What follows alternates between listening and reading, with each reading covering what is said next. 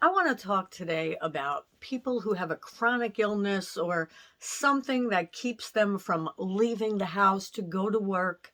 I know I get some comments from people who have anxiety, from people who are in a wheelchair, from people who just have chronic illnesses or get bad migraines and they can't go to a job location.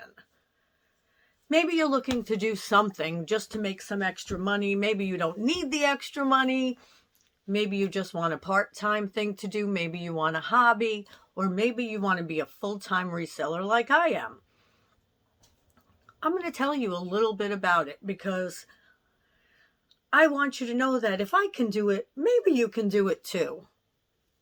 My name is Marion, and I am a reseller on Poshmark and on some other platforms every now and then. And I say it that way because I used to be a reseller on Mercari. Nothing sells anymore. And now I'm starting on eBay. So that's why I said it that way. And I had a retail store until the end of 2021, but I shut that thing down. And I'll tell you why. Number one, a lot of utilities to pay for. And number two, I do better online without all the rent and heat and all that other stuff. So I have thousands of items that I still am putting on to Poshmark. So if you do have an illness or anything like that, I just want to talk to you straight from my heart because I'm someone who is home a lot because I can't do as much as I used to do.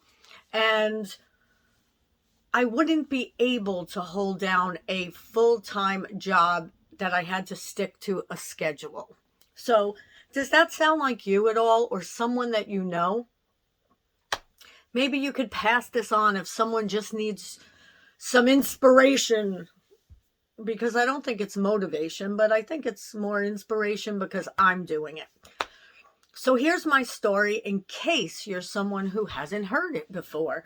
So years and years ago, and I'll make this brief, years and years ago, I had contracted, I'll say, Lyme disease, and I'm talking half a lifetime ago and more. Bedridden 9 months, said I was going to be in a wheelchair, doctors, for the rest of my life probably, and I said, screw you, and not out loud, but to myself, and I said, I'm not going to let this disease take over my life, combat me, I'm going to combat it. So I did. I went on a journey, and thank goodness for that, because that's where I got all of my personal development type things that started for me, and it's just a wonderful thing. So I had Lyme.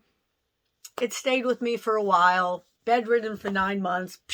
Fast forward to 5-6 years ago. I never remember which it is because it doesn't matter. Let's say 5 years ago, everything came back and more, and keeps on multiplying and dividing and tripling and quadrupling. Anyway, enough about that. I don't even have to get into it all. But what I do have to say is, here I am. I am working for myself and enjoying it very much so. I could set my own schedule, but I still set schedules. But I'm figuring maybe you can do it too. So let me just tell you a little bit about what I do as a reseller. I have to thrift for things. Oh, what a shame. I hate looking for the gems there in the piles. So that's my first thing that I love doing.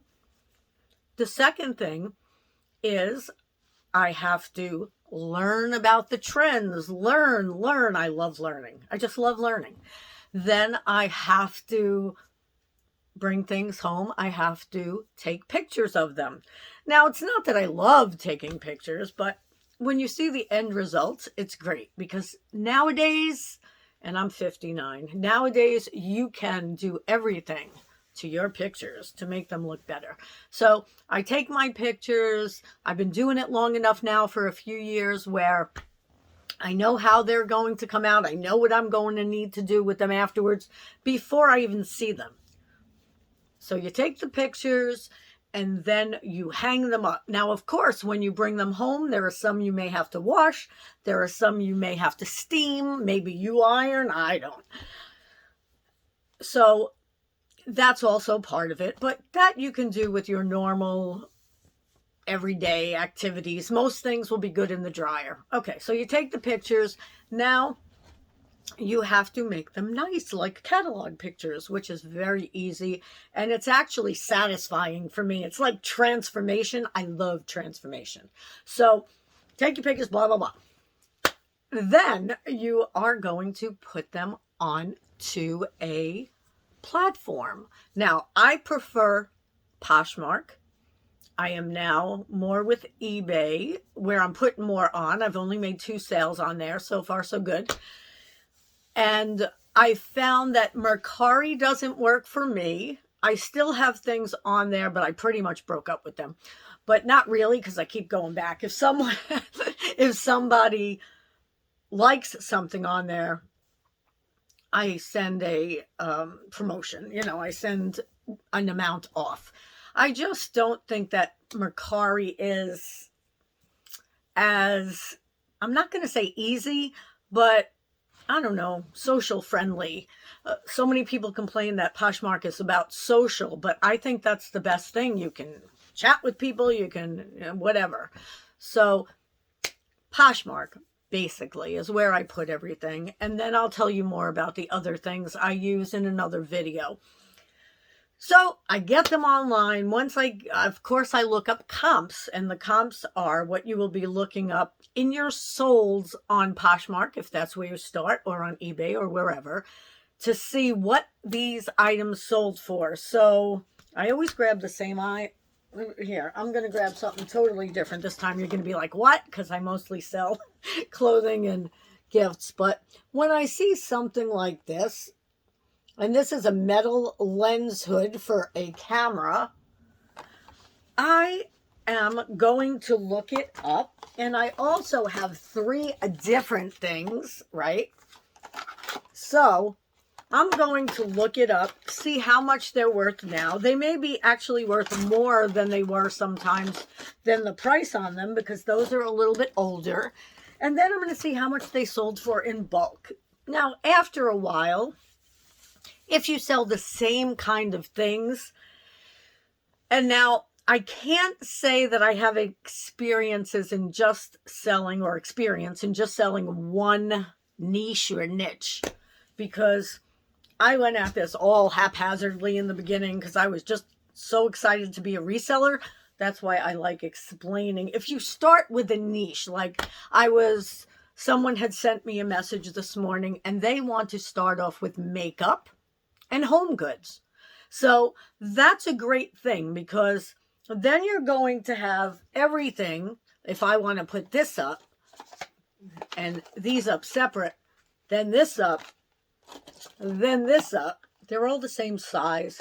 They're all the same colors. So some say that it's better if you have a niche where you have all the same type of things that are pretty much the same size. And then you have one area, you have certain pictures, you know how you have to take all the pictures, what way, if it was that's my cavewoman talk. You know how you have to take the pictures. So they do say that's better. So I'm all for it if you just want to have your own little niche. Eventually, I'll have mine, but I have everything. Everything. So I bulk them, and I don't mean I bulk them to sell. I do also make bundles to sell, but if I'm going to be taking pictures of these, I already did it today, I will put them all in one bag. And those are all Christmas ones, so I put them in a Christmas bag. I just make it so that it's easier for me to take the pictures if I have a lot of things, because I also have clothes. I'm looking around here. I have shoes, bags. I have lots of jewelry, right? And all different sizes. I wish it was right here. I'd show you. So get your things together that are the same and take pictures. Now, I know for some of you who thrift, you may be bringing them all in and want to just take pictures of everything. Still, put the same things that are the same type of size or same item, same tops, same just pants. Theme them kind of so that it's easier for you. Now, after you take those pictures, put them online, then with Poshmark, you don't just wait. There's a lot of things that help it along, which is, weirdly enough, most people don't like that. It's why I like it, because you can communicate with your customer. It's just different, and I really do love Poshmark, and they're not sponsoring this. They don't even know who I am, but I know because a lot of other people don't love it. I happen to love it. And if you want me to do a whole video on why, I probably will do it anyway, but let me know. So another thing is, then you're online. So you're going to be sharing, you're going to be sending offers, you're going to be bundling things, all these things that you do on Poshmark. And if you're new, you'll have no idea what I'm talking about. So ask. And if you want to see a video on that, let me know too. I really am here to help you advance, like so many YouTubers who don't even know it helped me advance. I swear, one day I'm going to do a show about all of them, but it's going to take a lot to put together because there are a lot of them.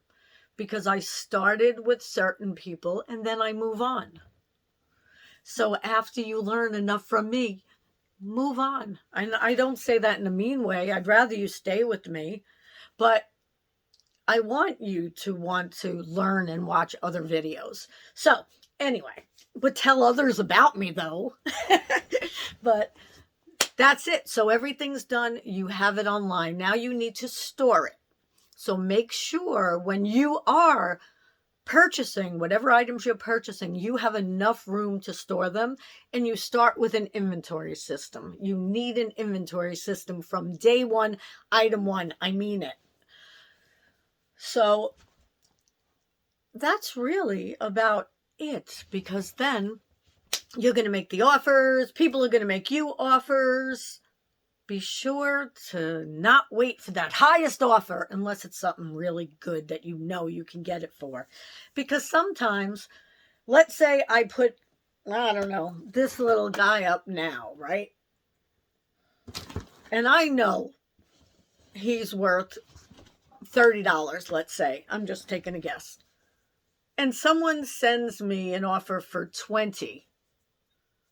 Today, when I put it up, I'm taking it now. I used to hold out. I'm like, oh, if they offer 20, other people are going to offer more. Maybe I'll wait a few hours. But why? Why? I want to turn over that money. And that's the other thing. There are different approaches, and nothing is right or wrong, but there are different approaches. Some people will buy something for $1 and be fine selling it for $3 and just keep doing that, and they're millionaires. Other people will buy things for $10, $20, $50 and sell it for $20, $40, $100 and be happy with that. So it's all whatever makes you comfortable and what you're purchasing. I'd say in the beginning, start low, just because you're never quite sure what's going to sell yet or not. So first go through that period of time so that you can see, no joking, it took me 2.5 years to really, not to figure it out, but to really figure it out. All of a sudden, everything started making sense that didn't make sense before. I can't explain that, but I'll try. Just not right now. And that's it. Your items are away. When somebody makes an offer, if you accept it, when you make an offer, if they accept it, you're going to pack that up, and you're going to pack it up good. And when I say good, I mean, I know you're always like, why does she look around? I just like seeing if I have anything. Like, I usually have packing materials here. Make sure that you pack it up very well, because I have packed things up that have broken. Not a lot, because I normally learn after my first mistake with something. But for example, the other day, I needed to have these two beautiful African framed pictures. I had to have them not break, but I had to get them in something to keep them under 5 pounds because they were heavy. So now I get all of my supplies first from USPS free, and I'll use them for anything. Like the bubble envelopes I will use to wrap things that are inside, even if they're not going through Poshmark, because it's really Poshmark that accepts all of those USPS boxes and envelopes for the most part, all of them. So, but you have to know how to wrap them. So save every single thing you get from other boxes that you order online, and keep them and reuse them. Use your padded envelopes that you get free from USPS to pad things, and also use them for your envelopes. So that comes to the boxes. Make sure you always have boxes around. Make sure you order your free ones, even if you have to put something over them if you're not selling them through Poshmark, because they do say priority mail on them. So you can't do that with everything. Poshmark has an agreement, so we can do that on there. And Poshmark, you can send up to 5 pounds, just a little side note. So make sure you have all that stuff so that when you get your order in, you can find it quickly, you can wrap it, you can get it together and get it to the post office. Or you can you can get online. I think it's 50 years ago. You can get online and you can ask for your carrier to come to pick it up the next day. See, for me, I like sending things the same day too, so I don't do that. And most of the time I go to the post office, so I have a receipt, because I do ask for one, but you don't have to. I prefer it. I prefer to have a receipt because that's worked for me in the past. So that is it. It's now out of your hands. And now you just wait for it to get there. And once it gets there, then you wait to see what they say. There will be some scammers out there. Not many, but there will be some. You will send out packages, and you'll send out this piece of paper right here that looks just like this, and they'll send a picture and it'll look like this. Yeah. And then you have to resend your picture to say, hey, to Poshmark or wherever, that was not what it looked like, because they're taking an old ripped up thing and putting it there. Or you'll send them a shoe and they'll say they got an envelope. I say envelope. I don't know why I just said envelope. But anyway, you will send them a shoe. They'll say you sent them an envelope. And that was it. If you have that receipt from the post office, you have the amount of pounds on there. So I think it's better in the long run. But if you're someone who can't leave the house, if you can't go to the post office, just know that you can get online and they'll come and pick it up. You just have to put it out wherever they pick up your mail. And maybe if you can't and you leave in a separate note, maybe they'll ring the bell. I don't know, but I do know that I have a great, great mail person. And even if I leave things out when I don't put it in the day before, he'll take them. So he's a doll. But they're not all like that, because they don't have to be. They don't have to pick up that stuff. Mine happens to be close enough where he has his truck and he could either bring the truck back, or if it's just a little heavy, he's walking across the street to the truck. So it makes it easier for him. I'm not saying he's doing the right thing. I don't know if he's really supposed to, but he's a good guy and he does.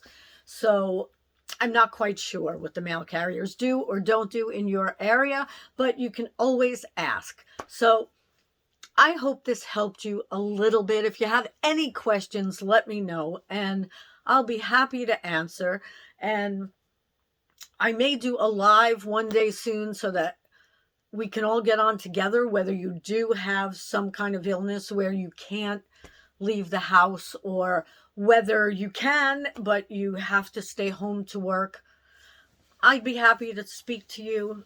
And this way everybody knows they're not alone. If you like content like this, give it a thumbs up. But this procedure is for anyone, not just for people who can't leave the house. It's really how it all goes. So if you like this, give it a thumbs up. Subscribe, hit that bell if you want to see more content like this in the future. And I hope to see you soon. Leave a comment. I love knowing that you watched.